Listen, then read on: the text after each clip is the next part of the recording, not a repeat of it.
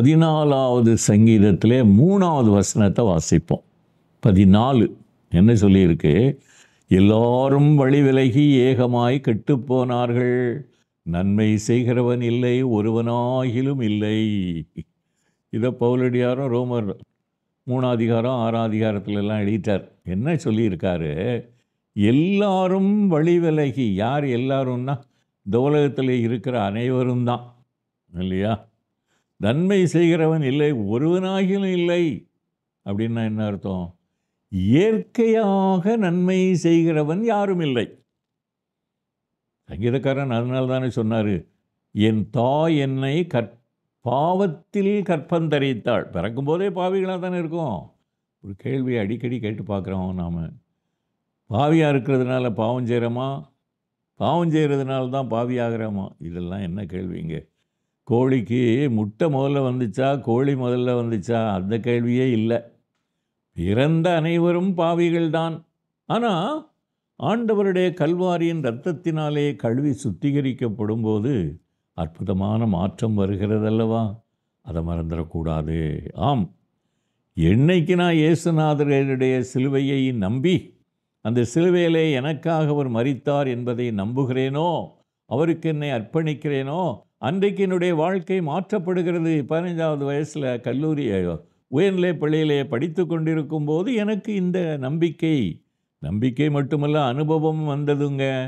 அதை நான் மனதிலே கொண்டுதான் இப்போது வாழ்கிறேன். என்ன, நானும் வழி விலகி போயிருக்கேன், நானும் கெட்டு போனவன் தான், நானும் நன்மை செய்ய முடியாதவன் தான். ஆனால் ஆண்டவருடைய கிருபையினாலே சிலுவையின் அடிவாரத்திற்கு ஒருவன் வரும்போது அவன் மாற்றப்படுகிறான். அதனால்தான் பவுல் சொன்னார், ஒருவன் கிறிஸ்துவுக்குள் இருந்தால் புது சிருஷ்டியாயிருக்கிறான், பழையவைகள் ஒளிந்து போயின, எல்லாம் புதிதாயின. என்ன பழையவைகள்? இயற்கை சுபாவம்.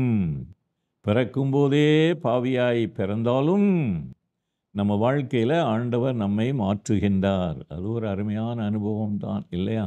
அந்த அனுபவத்தோடு நாம் வாழ்ந்தால் அது நம்முடைய வாழ்க்கையில் ஒரு பெரிய மகிழ்ச்சியை தருங்க. அதை மறந்துவிடக்கூடாது. அன்பானவர்களே, எல்லாரும் வழி விலகி போயிட்டாங்க. சரி, யார் நான் பெரிய நீதிமான்னு யாரும் சொல்கிறதுக்கு இல்லை. இங்கே உள்ள சிலர் இந்திய தேசத்திலேயே 140 கோடி மக்கள் இருக்கிறாங்க.